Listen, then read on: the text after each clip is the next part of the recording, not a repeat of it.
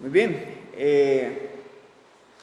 como decíamos, vamos a iniciar a estudiar el libro de Génesis, en el principio, ¿verdad?, de la Biblia, el principio de la creación, y vamos a iniciar este libro histórico dando una reseña general acerca de su estructura, lo que vamos a encontrar en él, puntos importantes que vamos a ir detallando conforme avancemos en nuestros estudios de este libro. Y antes de comenzar, es importante que sepamos que nuestra responsabilidad con la palabra de Dios es simplemente repetirla.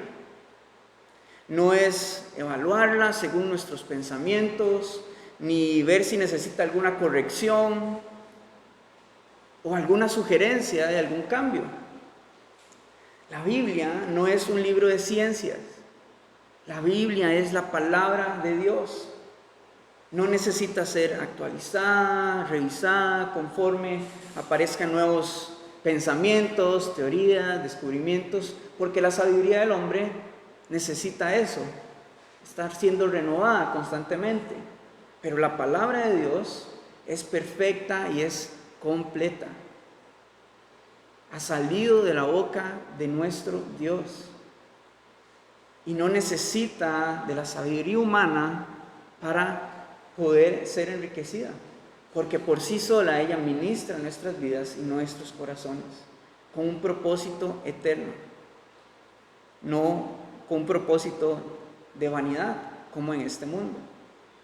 Un comentarista decía: ¿qué son los descubrimientos del hombre comparados con las enseñanzas de nuestro Señor? Entonces, creemos que la Biblia lo que dice es verdad absoluta porque salió de la boca de Dios.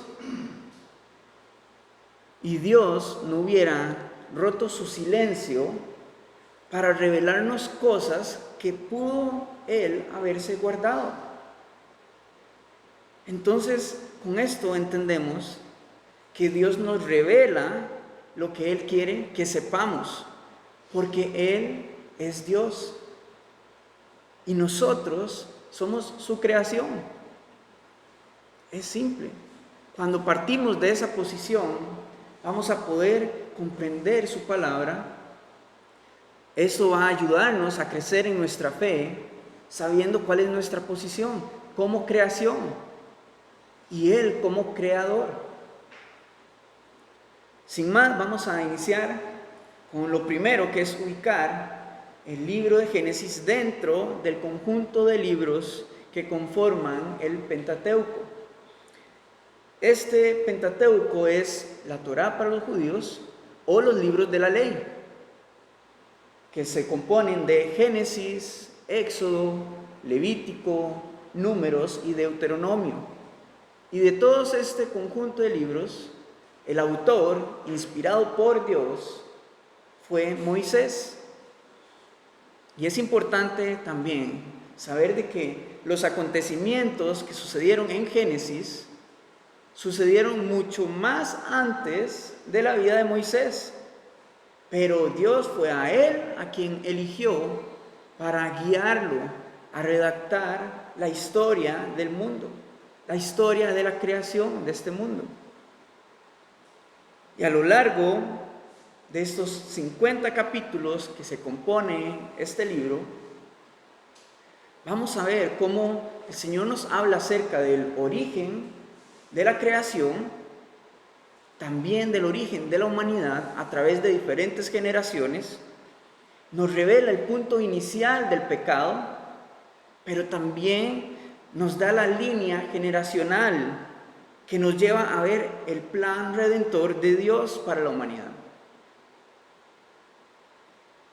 Porque su fin, dándonos esta línea generacional, es poder darnos a entender la meta de reconciliar al hombre con Él, que podamos ser reconciliados. En este libro también veremos el nacimiento del pueblo de Israel, a quien Dios eligió para traer a este mundo al Salvador. y nos reseña 5 personajes claves en la historia, que son Adán, Noé, Abraham, Isaac y Jacob, de quien descienden las 12 tribus de Israel. Entonces, ahora que tenemos este preámbulo general del libro de Génesis, vamos a ir al primer capítulo, en donde, como veremos, la creación contempla todo el capítulo 1 y los 3 primeros versículos del capítulo 2. Y hay un mensaje claro con esto, y es que el enfoque de Dios con su palabra no es que el hombre se sumerja a tratar de ver quién tiene la razón o el conocimiento pleno acerca de los tiempos de la creación, acerca de la eternidad de Dios. Su enfoque es la eternidad para el hombre, porque tenemos más detalles en toda la Biblia de la venida del Mesías, de su redención y de su glorificación que del inicio de la creación. Entonces podemos ver que el enfoque en sí de su palabra es la salvación del hombre por medio de Jesucristo y darnos a conocer su voluntad, su propósito, marcándonos un punto de inicio. Y por medio de este, animarnos a contemplar su poder y la soberanía de su deidad como Dios inmutable, como Dios creador. Vamos a ir a Génesis 1, versículos 1 y 2.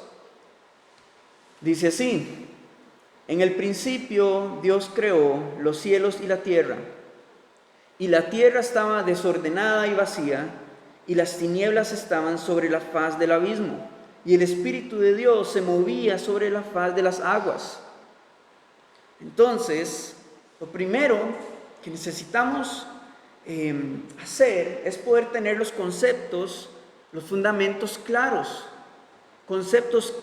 definiciones claras que nos ayuden a poder comprender lo que nos dicen estos versículos, porque son la base de la creación. Es lo primero que necesitamos tener para poder comprender el corazón de Dios respecto a la creación. Entonces, acá en versículo 1, inicia con las palabras más correctas, en el principio, que en su lengua original, en el hebreo, significa inicio o principio absoluto. O sea que no había nada antes del principio de la creación. Lo único que existía es un tiempo no conocido para el hombre, el cual pertenece a la eternidad de Dios. Pero nuestra referencia acá, la referencia que tenemos, es el principio de la creación, lo que nos compete estudiar. Continúa hablando acerca de que que Él en el principio creó. Y la palabra creó, traducida, es barra, que significa creación absoluta, aludiendo que fue a partir de materia inexistente, sin algo material previo, que Dios formó los cielos y la tierra. Y a continuación, el nombre propio que sigue es muy importante, porque nos describe la deidad de Dios, el Padre, el Hijo y el Espíritu Santo. La palabra o el nombre propio, Dios, en la lengua hebrea significa Elohim, que es utilizada para hablar acerca de la pluralidad de Dios. Y se utiliza para referirse específicamente al Dios supremo y omnipotente. Y a esta deidad es a la que se le atribuye toda la creación. Vamos a ir a una referencia en 1 Corintios capítulo 8.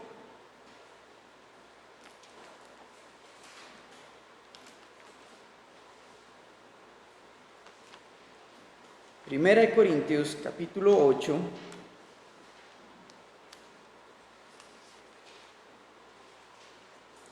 Versículo 6 nos dice así: para nosotros, sin embargo, solo hay un Dios, el Padre, del cual proceden todas las cosas, y nosotros somos parte de Él, y un Señor, Jesucristo, por medio del cual son todas las cosas, y nosotros por medio de Él. En esta referencia vemos claramente referenciado al Padre y al Hijo. Ahora vamos a ir a Colosenses capítulo 1. Colosenses capítulo 1, versículos del 15 al 17, que nos está hablando acerca de Jesús. Colosenses 1, 15 al 17 dice así: Él es la imagen del Dios invisible, el primogénito de toda creación, porque en Él fueron creadas todas las cosas, las que hay en los cielos, las que hay en la tierra, visibles e invisibles, sean tronos, sean dominios, sean principados, sean potestades. Todo fue creado por medio de Él y para Él. Y Él es antes de todas las cosas, y todas las cosas en Él subsisten. La piedra angular de la creación, Jesucristo, es lo que nos está reflejando acá, el Hijo, la imagen de Dios, del Dios invisible. Continuando en nuestro texto de estudio, teniendo este fundamento de quién es el creador absoluto, vemos que lo que creó de la nada fueron los cielos y la tierra. Y estos cielos y tierra no definen más que el cielo visible del universo y la tierra como planeta. Entonces, con estos conceptos y definiciones ya podemos decir, abarcamos el versículo 1, que es el fundamento que necesitamos para poder comprender, ahora sí, plenamente el resto de la creación. Vemos y creemos entonces que Dios creó todo de la nada, por su poder, porque así quiso que fuera, porque Él es Dios supremo y omnipotente, y porque Él es Dios, y fue a través de su boca que fueron creadas todas las cosas, es un argumento suficiente para nuestra fe, porque Él es Dios. No hay una explicación ni científica ni analítica. Él es Dios. Es acerca de nuestra fe. Y si creemos en este primer versículo que Dios creó los cielos y la tierra, no vamos a tener problema en continuar estudiando la creación y el propósito de Dios a través de su palabra.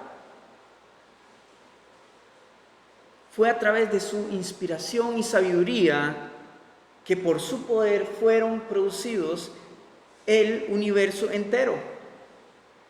Y vamos a ir a Hebreos capítulo 11. Hebreos capítulo 11. Vemos cómo la palabra misma alimenta nuestra fe, nos anima a creer en el poder creador de nuestro Dios.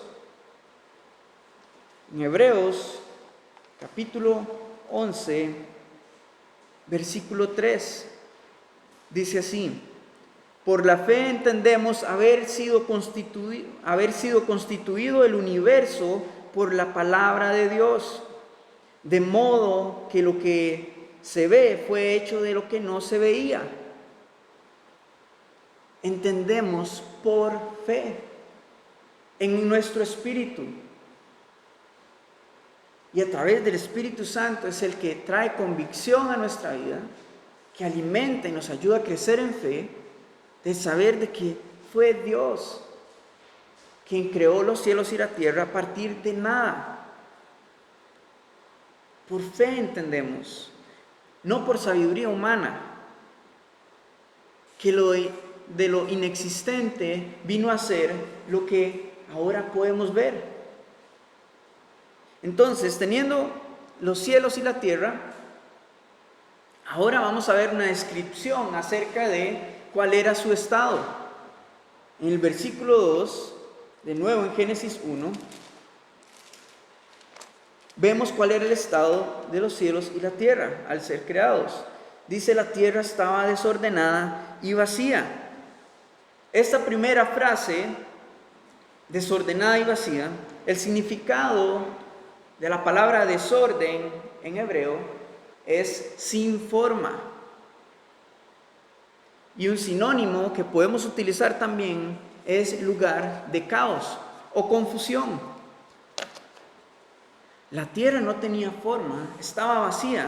Lo único que había en ella eran aguas profundas cubiertas por la oscuridad del abismo y el Espíritu de Dios moviéndose sobre las aguas. En este relato, entonces, tenemos la base, la cual posteriormente vendrá el resto de la creación por medio de la palabra de Dios. Entonces, podríamos pensar, pero ¿por qué Dios no creó hizo toda la creación en un instante? Porque Él tiene el poder y así lo es. Él pudo haberlo hecho. Pero si prestamos atención en su palabra, a lo largo de su palabra, podemos comprender el proceso de la creación. Podemos ponerlo en paralelo con la vida del hombre y el proceso de Dios en él. Y podemos estudiar muchos versículos que nos referencian acerca de esta alegoría en la que Dios pone en paralelo la vida del hombre con el tiempo de la creación. Pero vamos a ir específicamente a Jeremías capítulo 4. En Jeremías capítulo 4, Dios había estado exhortando a su pueblo para que se arrepintieran de su maldad. Pero las tinieblas del pecado eran abundantes en sus vidas, y esta es la perspectiva que Dios le da al profeta sobre esta situación. Jeremías 24, versículo 23. Dice así: miré a la tierra y he aquí que estaba asolada y vacía, y a los cielos y no había en ellos luz. Esta es una semejanza de la perspectiva que Dios le da al profeta acerca de la maldad y el pecado que había en el pueblo de Israel en ese momento. Si vemos, es la misma situación en la que se encontraba la creación en el principio. Había desolamiento, había vacío, había caos, había oscuridad, no había luz. Entonces, si vemos el tiempo del principio de la creación, vemos este tiempo en el que el pueblo estaba sumergido en la maldad, en las tinieblas y la oscuridad, y en los hombres no había luz. Y ahora traemos esto al día de hoy y vemos a nuestro alrededor, la situación no ha cambiado mucho, porque vemos un mundo lleno de oscuridad, de maldad en el corazón del hombre. El panorama no es muy distinto. Y debemos entender que Dios siempre ha tenido control soberano sobre su creación. Y acá cuando vemos que en la tierra había caos, desorden y confusión, esto no desvirtualiza la imagen de Dios, de quien Él es, soberano e inmutable. Por lo que el caos y la confusión es parte del propósito de Él. Porque en medio de esta imagen podemos ver cuál es el estado del hombre sin Cristo. El estado del hombre sin Cristo es caótico, es oscuridad, es incertidumbre, es vacío. Y la enseñanza que podemos ver acá, por medio de la creación, es que todo es un proceso de maduración hasta que al final todo será perfecto, sin falla alguna. Entonces, desde el principio de la creación, podemos ver el final glorioso que el Señor le dará a quienes rinden su vida a Él. Sin Dios, este mundo está lleno de tinieblas, sin luz alguna. Pero eso sí, todo cambia cuando la luz llega a escena. Y lo vamos a ver en nuestro próximo estudio, cuando Dios crea la luz. Cuando Dios crea la luz, todo comienza a cambiar. Es donde comienza a fructificar la tierra. De la misma manera en el corazón del hombre. Cuando llega la luz de Cristo, la luz de este mundo, que es nuestro Señor Jesucristo, todo comienza a cambiar en la vida del hombre. Somos una nueva creación cuando Cristo viene a nuestra vida. Entonces, Dios sí pudo haber creado en un abrir y cerrar de ojos toda la creación, pero podemos ver ahora su gracia y su misericordia, la cual hoy disfrutamos y por siempre. Ahora vamos a continuar entonces con la segunda parte de este versículo 2 de Génesis 1, que nos dice que el Espíritu de Dios se movía sobre la faz de las aguas. Acá se nos detalla una de las personas de la Trinidad también, el Espíritu de Dios, quien es el Espíritu Santo. Y a continuación vamos a ver lo que significa esta última parte en este versículo, recordando siempre que toda la palabra de Dios es inspirada por Él y todo está escrito con un propósito eterno. La palabra se movía viene del hebreo rahav, que tiene el significado de incubar. Y al principio uno puede decir, pero incubar, ¿qué quiere decir con esto?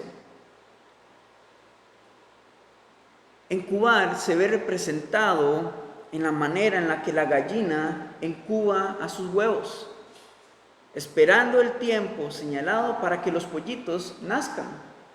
Esa es la imagen más cercana acerca de incubar. Entonces, si aplicamos este término, podemos decir que el Espíritu de Dios incubaba sobre la faz de las aguas. Regresando un momento al ejemplo de la gallina con sus huevos. Es necesario que el huevo sea incubado para que los pollitos se formen, tengan vida y luego estén listos para nacer. ¿Correcto? De esta misma manera, en el contexto original, se nos dice que el Espíritu de Dios, en medio de la oscuridad, en medio del caos en el que se encontraba la tierra, estaba incubando nueva vida. Estaba incubando nueva vida en las aguas que componían la tierra en ese momento, para que en el tiempo señalado, a partir del segundo día, la vida saliera a luz. Cuando Dios hablara y dijera, hágase. Y así fue hecho. Y es asombroso poder ver cómo el Espíritu de Dios estaba preparando los fundamentos de la creación. Él no nada más estaba dando un paseo sobre la faz de las aguas. Él estaba preparando, estaba gestando vida en ese momento. Para este momento, preparándolo para que cuando Dios dijera hágase, así fuera. Entonces, teniendo este conjunto de obras, donde están los cielos y la tierra, la profundidad de las aguas, en medio de la oscuridad, del caos, de la confusión, el Espíritu Santo incubando vida sobre las aguas, Volvamos ahora a la vida del hombre comparado con esta escena. El caos del pecado está sobre la faz de la tierra. Y la vida de los hombres está llena de confusión sin Dios. Hay vacíos que no pueden ser llenados por nada de este mundo, sino que solamente a través de su Espíritu. Y es precisamente su Espíritu trabajando en las vidas y en los corazones de los hombres, preparando sus vidas para que en el momento que sean expuestos a la palabra de Dios, el Espíritu Santo traiga vida a través de la palabra y ellos puedan rendir sus corazones a Jesucristo y a partir de ahí nazca nueva vida. Sean nueva creación. Vamos a ir a Juan capítulo 7. En Juan capítulo 7 tenemos una ilustración clara acerca de el Espíritu Santo obrando en el corazón del hombre. Juan capítulo 7, versículos 37 al 39. Dice así: en el último y gran día de la fiesta, Jesús se puso en pie y alzó la voz diciendo: si alguno tiene sed, venga a mí y beba. El que cree en mí, como dice la Escritura, de su interior correrán ríos de agua viva. Versículo 39. Esto dijo del Espíritu que habían de recibir los que creyesen en él, pues aún no había venido el Espíritu Santo, porque Jesús no había sido aún glorificado. Nos está hablando del mismo Espíritu de vida, del mismo Espíritu que incubó vida en el principio de la creación. Nos habla del mismo Espíritu que habitó en nuestro Señor Jesucristo, que le resucitó de entre los muertos, dándole vida. Y es el mismo Espíritu que será enviado a habitar en la vida de quien rinda su corazón a Jesucristo. Entonces, en medio del caos y la confusión y el desolamiento que se halla en el corazón de los hombres, cuando viene el Espíritu Santo, será disipado y nacerá una nueva creación de nuestro interior a través del Espíritu Santo. Y ahí es donde inicia la obra progresiva de la nueva creación en el hombre. Cuando el Espíritu Santo entra en nuestra vida, comienza el Señor a obrar progresivamente hasta el día glorioso en el que estemos en su eternidad. De igual manera, vamos a ver la creación. Tuvo que nacer vida primeramente en este mundo, en la tierra, para que conforme pasaran los días, Dios creara, ordenara y hiciera todo funcional, preparara la tierra para que el hombre llegara al séptimo día y entrara al descanso con su Señor. De igual manera el cristiano, él llegará al día del descanso de nuestro Señor cuando estemos en su gloria eterna. Y esto podemos aplicarlo también nosotros como creyentes. Cuando vemos que hay confusión, que hay incertidumbre a nuestro alrededor, sabemos que el Señor tiene preparada la obra en cada una de nuestras vidas. Él está gestando algo nuevo y perfecto para cada uno de nosotros. Y esto trae esperanza a nuestra vida, a nuestro corazón. Y a través de toda la palabra es interesante cómo Dios nos da más detalles de su creación, nos da más detalles acerca de quién Él es, de sus diferentes tiempos para el hombre. Y a través de diferentes personajes bíblicos podemos ver también, apreciar la invitación de Dios hacia el hombre para que le conozca, para que se acerque a Él, para que pueda conocer su propósito. Y no nada más que el Señor creó los cielos y la tierra, sino que había un propósito por el cual el Señor quiere mostrarnos esto. Es hermoso ver que desde el principio de la creación, Dios apuntaba hacia su Hijo Jesucristo, para que Él fuera quien se llevara la gloria y el honor. Vamos a ir a Apocalipsis 4, versículo 11. Apocalipsis 4, versículo 11, donde veremos la adoración de los seres celestiales al Señor Jesucristo. Dice así, versículo 11: Señor, digno eres de recibir la gloria y la honra y el poder, porque tú creaste todas las cosas y por tu voluntad existen y fueron creadas. Por tu voluntad existen y fueron creadas. El único fin de la creación es la manifestación de la gloria de Dios por medio de Jesucristo. Y vean, esto es evidente desde el principio hasta el final. Hay esperanza en medio de la incertidumbre, en medio de la oscuridad y del caos. El Señor está gestando vida, esperanza, algo nuevo que va a ser hermoso y perfecto en el Señor. Amén. Señor, te damos gracias por tu palabra, gracias por tu verdad. Gracias, Señor, porque es a través de tu Espíritu Santo y no a través de sabiduría del hombre que podemos comprender tu palabra, Señor, comprender tu corazón y poder admirar los atributos de tu carácter, de quién tú eres. Señor, y ministra nuestras vidas, ministra este mundo, Señor, para que cada corazón que esté en caos, vacío, sea tu Espíritu Santo obrando en cada vida, en cada corazón, para que nazca vida nueva en ellos y en nosotros, Señor, que hemos nacido de nuevo. Muéstranos tu propósito, muéstranos tu gloria, Señor, por medio de tu palabra.